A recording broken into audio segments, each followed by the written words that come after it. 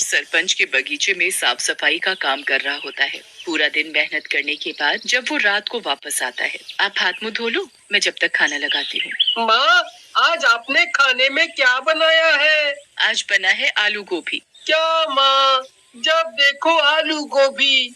मुझे तो मुर्गा खाने का बहुत मन है, पर माँ रोज रोज आलू गोभी बना देती है।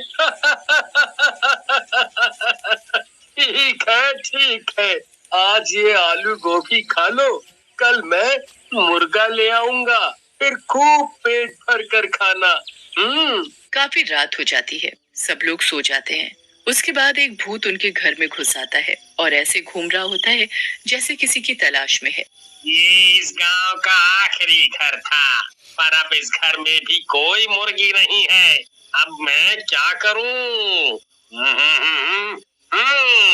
मैंने गांव के सारे मुर्गे मुर्गी तो पहले ही चुरा लिए हैं, पर वो सब मिलाकर 100 ही हुए हैं। अब 101 की गिनती पूरी करने के लिए आखिरी मुर्गा कहाँ से लाऊं? भूत निराश होकर घर से वापस जाने लगता है, पर अचानक उसे एक ख्याल आता है। क्यों ना मैं अंदर सो रहे उस बच्चे को ही मुर्गा बना दूं। ऐसे मेरे पूरे 101 मुर्गों की गिनती पूरी हो जाएगी। भूत दोनों में से राहुल को गोद में उठाता है और हवा में उड़ता हुआ घर से बाहर निकल आता है। राहुल इतनी गहरी नींद में होता है कि उसे पता ही नहीं चलता कि उसे किसी भूत ने उठा लिया है। भूत उड़ता हुआ उसे एक घर में ले जाता है। उस घर में बहुत से मुर्गे मुर्गियां पिंजरों में बंद चिल्ला रहे होते हैं। उसके बाद भूत राहुल को जमीन पर लिटा देता है और उसके चारों तरफ लाल रंग का घेरा बना देता है। शैतानों के शैतान, ये है आपका नया मेहमान। भूत घेरे के चारों तरफ गोल गोल घूमने लगता है और राहुल के ऊपर जादू करने लगता है। कुछ देर बाद राहुल एक मुर्गे में बदल जाता है। राहुल अपने पैरों की तरफ देखता है, पर उसके पैर तो पंजों में बदल चुके होते हैं।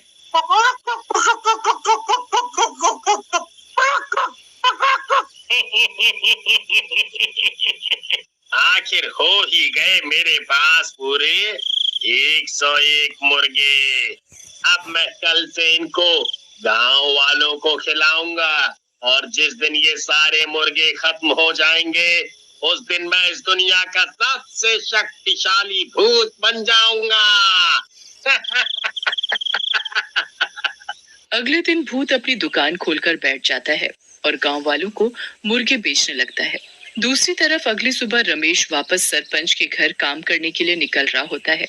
मैं जा रहा हूँ, शाम को आते वक्त राहुल के लिए मुर्गा लेता आऊंगा। जी ठीक है। रमेश काम पर चला जाता है और कमला अपने घर के कामों में लग जाती है। किसी को अभी तक इस बात का एहसास भी नहीं होता कि राहुल घर से गायब है। राधिका भी उठकर घर के काम में अपनी माँ का हाथ बटाने लगती है। राधिका, जरा इस राहुल को जाकर उठाना तो।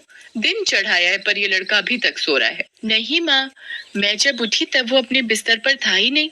वो जरूर अपने दोस्तों के साथ खेलने गया। आप उसे कुछ कहते नहीं हो ना, इसलिए अपनी पढ़ाई लिखाई छोड़कर बस खेल कूद में ही लगा रहता है। अब मैं क्या करूं, ये सुनता भी तो नहीं। आज आने दे इसे, अच्छे से इसकी खबर लूंगी। कमला और राधिका फिर से अपने कामों में लग जाते हैं। काफी देर हो जाती है। दिन के खाने का भी वक्त हो जाता है, पर राहुल घर नहीं आता। अब कमला और राधिका को राहुल की चिंता होने लगती है। इतनी देर तक तो कभी बाहर नहीं रहता। राधिका बेटा, तू जरा जाकर तो देख कि कहाँ खेल रहा है ये लड़का। जी माँ, आप चिंता मत करो, मैं अभी उसे पकड़ कर लाती हूँ। राधिका गांव में हर जगह राहुल को ढूंढने लगती है और उसके सारे दोस्तों के घर जाकर भी उनसे राहुल के बारे में पूछती है, पर राहुल का कुछ पता नहीं चलता। वो घर आकर अपनी माँ को बताती है तो वो और ज्यादा परेशान हो जाती है। अब तो इनके आने का ही इंतजार करना पड़ेगा, वो आएंगे तभी कुछ होगा। दोनों रमेश के आने का इंतजार करने लगते हैं और रमेश इस बात से अनजान कि उसका बेटा राहुल कहाँ है, वो सरपंच के बगीचे में काम कर रहा होता है। काम खत्म करने के बाद रमेश घर आने लगता है। तभी उसे याद आता है कि उसे राहुल के लिए मुर्गा लेना है। वो मुर्गा खरीदने जा ही रहा होता है कि तभी उसे आवाज आती है, मुर्गे की मीट ले लो, मुर्गे की मीट। अरे, यहाँ कौन मीट वाला आ गया? खैर, मुझे क्या, मुझे तो मीट लेने से मतलब है। रमेश मीट की दुकान पर जाता है जहां वो भूत एक आदमी के भेस में दुकान पर बैठा होता है।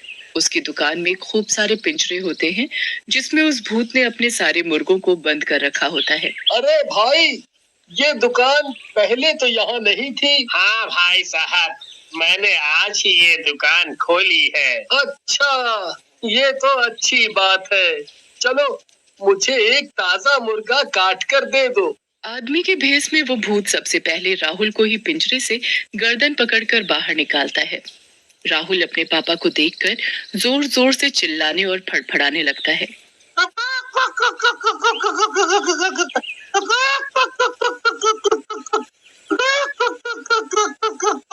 रमेश को कुछ अलग सा महसूस होता है। उसका बिल्कुल मन नहीं मानता कि वो उस मुर्गे को कटवाए। अरे भाई साहब, आप इसे काटो मत। मैं इसे घर जाकर खुद काट लूंगा। आप मुझे ये मुर्गा ऐसे ही दे दो। मैं काटूं या ये आदमी? मुझे तो इन सब मुर्गों की मीट इन गांव वालों को खिलाने से मतलब है। क्या हुआ भाई साहब, मुर्गा नहीं देना क्या? जी जरूर देना है भाई साहब। आप ये मुर्गा पकड़ो और घर जाकर ताजा ताजा काट कर खाना। रमेश उस मुर्गे को घर ले आता है। वो कमला और राधिका को ऐसे रोते देख हैरान होता है। क्या हुआ तुम दोनों को, रो क्यों रहे हो? राधिका सारी बात अपने पापा को बताती है। हे भगवान, ये कैसे हो गया? राहुल ऐसे कैसे गायब हो सकता है? अभी कुछ दिनों से मैं हमारे गांव में मुर्गे मुर्गी चोरी होने की बातें सुन रहा था, पर आज तो हमारा बच्चा ही गायब हो गया।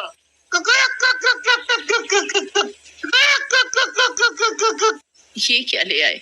मैं तो आज राहुल के लिए ही मुर्गे का मीट लाने वाला था, पर पता नहीं क्यों जब दुकान वाला इस मुर्गे को काटने लगा तो मुझसे देखा नहीं गया, इसलिए मैं इसे जिंदा ही घर ले आया।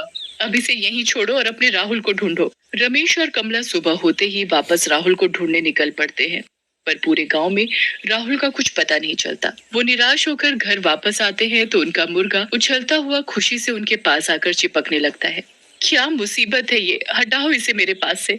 एक तो मेरा बेटा नहीं मिल रहा और ऊपर से ये मुसीबत। बहुत दिन गुजर जाते हैं पर राहुल का कुछ पता नहीं चलता।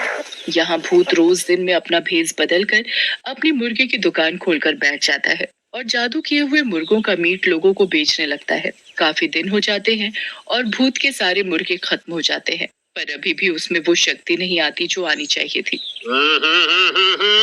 कुछ तो गड़बड़ है। मैंने तो पूरे 101 मुर्गों की बलि देकर लोगों का उनका मीट खिलाया है, फिर मुझ में वो शक्ति क्यों नहीं आ रही? आखिर कहाँ कमी रह गई? भूत यहाँ वहाँ घूमने लगता है और उसे अचानक राहुल के बारे में याद आता है कि उसने बस उसी मुर्गे को बिना काटे बेच दिया था। कहीं वो बच्चा जिसे मैंने मुर्गा बनाया था वो अभी तक जिंदा तो नहीं? कहीं ऐसा तो नहीं कि उस आदमी ने उसे मारा ही ना हो? आज अमावस की रात है। मुझे उस मुर्गे को रात 12 बजे से पहले ढूंढना होगा, वरना वो अपने असली रूप में आ जाएगा और मेरी सारी मेहनत बर्बाद हो जाएगी। भूत उस मुर्गे को ढूंढने निकल पड़ता है, पर वो मुर्गा तो मजे से अपने ही घर में खेल रहा होता है। अब तो रमेश, कमला और राधिका सब उस मुर्गे को प्यार करने लगे थे। भूत सारे गांव में ढूंढने के बाद आखिरकार रमेश के घर पहुंच जाता है और मुर्गे को देखकर बड़ा खुश होता है। भूत घर में घुसकर मुर्गे को दबोच लेता है। वो बुरी तरह फड़फड़ाने और चिल्लाने लगता है। मुर्गे की आवाज सुनकर सब बाहर आ जाते हैं और भूत को देखकर घबरा जाते हैं। तूने इस मुर्गे को क्यों नहीं मारा? तेरी वजह से मेरी सारी मेहनत बर्बाद होने वाली थी। इस मुर्गे को छोड़ दो, ये हमारा है। कभी नहीं, कभी नहीं। भूत मुर्गे को लेकर भाग ही रहा होता है, तभी मुर्गा उसके हाथ से निकलकर भाग जाता है। भूत उस मुर्गे के पीछे पीछे भागने लगता है। मुर्गा कभी पलंग के नीचे घुस जाता है। भूत उस मुर्गे को पकड़ने के लिए पूरे घर में भागने लगता है। इतने में 12 बज जाते हैं और वो मुर्गा अचानक राहुल बन जाता है। राहुल को देखकर सब लोग खुशी से पागल हो जाते हैं। वो भूत वहां से गायब हो जाता है। उसके बाद राहुल